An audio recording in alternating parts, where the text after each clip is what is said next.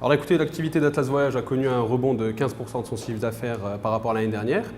Bien entendu, c'est dû au rebond géopolitique et des conditions favorables du Maroc de ces dernières années.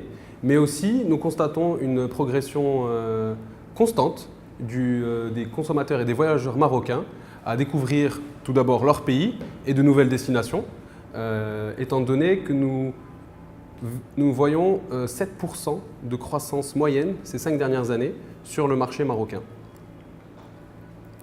Nous assistons aussi à un changement de l'image de marque d'Atlas Voyage, qui était connu comme un groupiste, c'est-à-dire un organisateur de voyages organisés, de package, vers finalement une agence de voyage généraliste qui vend aussi bien de l'hôtel et de la billetterie.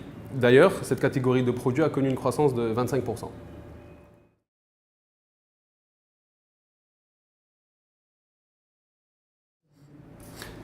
Alors, il faut savoir qu'Atlas Voyage, depuis le début, on va dire même de l'ère Internet au Maroc, a toujours été à la pointe au niveau du digital et de la numérisation.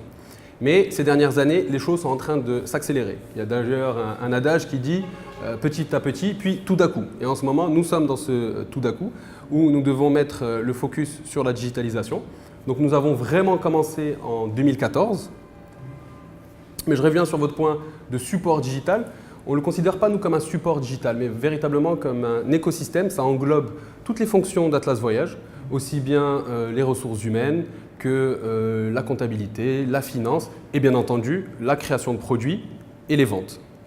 Et si on a dû mettre le turbo, si je puis dire, sur la digitalisation et la numérisation, c'est parce que nous sommes face à des mastodontes internationaux tels que le duopole Booking Expedia, qui embauche des milliers et des milliers d'ingénieurs. Mais aujourd'hui, grâce à une quinzaine d'ingénieurs que nous avons pu embaucher au sein d'Atlas Voyage, nous nous battons avec les mêmes armes, qui sont en fait des lignes de code, donc des lignes de développement de logiciels.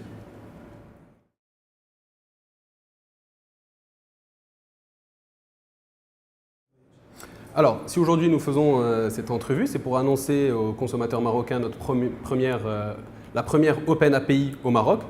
Alors tout d'abord, je vais expliquer c'est quoi une API. C'est un mot un peu barbare pour dire une application, une interface d'échange de contenu et de services entre des machines. Concrètement, ça veut dire une API aller chercher le bon produit, le bon prix, directement dans le système du bon fournisseur. Et tout ça, imaginez que notre API est capable de supporter 7 millions de requêtes par jour et que nous devons afficher des résultats en moins de 250 millisecondes. Ensuite, dépendant de votre connexion, ça peut monter à 2-3 secondes. Donc voilà, tout l'intérêt, c'est d'aller chercher le bon prix, le bon contenu, le bon produit en temps réel. Sur le marché marocain, nous annonçons l'intégration des compagnies low cost, qui pour la première fois au Maroc pourront être comparées aux compagnies régulières. Donc nous avons calculé une économie moyenne de 800 dirhams par trajet pour le consommateur et le voyageur marocain, ce qui n'est pas négligeable. L'Open API nous permettra aussi de lancer de nouveaux services, par exemple le paiement à l'hôtel, encore plus de stock et encore plus de meilleurs prix pour le consommateur et le voyageur marocain.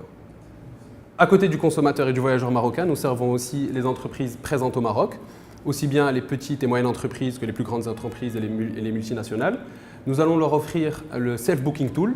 Alors c'est quoi un Self-Booking Tool? C'est un moteur de recherche 24/24, 7 jours sur 7, qui permet à ces sociétés de réserver et de consulter leur propre politique voyage, c'est-à-dire leurs compagnies aériennes négociées, leurs hôtels négociés, à travers cette API. D'ailleurs, nous avons déjà commencé ce travail d'intégration avec une société d'assurance internationale présente au Maroc et les tests sont avérés extrêmement concluants. Auparavant, ça leur prenait entre 2 et 3 heures pour décider du voyage, par exemple d'un de leurs directeurs ou d'un de leurs cadres. Aujourd'hui, c'est tombé à 10 minutes. Et en plus de ça, ils font des économies car leur politique voyage est fixée à travers cette API. Alors, l'avantage pour Atlas Voyage, c'est qu'on pourra scaler nos ventes. Qu'est-ce que ça veut dire? Tout simplement, si on s'intègre avec un tour opérateur européen ou avec un grossiste régional, c'est plus 1 ou 2 agences qui nous seront offertes, mais des milliers. Donc on peut augmenter nos ventes de manière considérable, assez rapidement et de manière efficiente. Alors aujourd'hui, notre API nous permet d'effectuer 50% de notre chiffre d'affaires, mais il ne faut pas confondre une API avec le e-commerce, qui est un canal de distribution. Alors si vous vouliez parler du e-commerce, aujourd'hui nos ventes sont uniquement à 10%. Mais grâce à cette API, nous allons les quadrupler d'ici 2022. Et toujours grâce à cette API, nous allons doubler notre volume d'affaires d'ici 2023, en devenant une société technologique évoluant dans le tourisme. Donc une véritable online travel agency.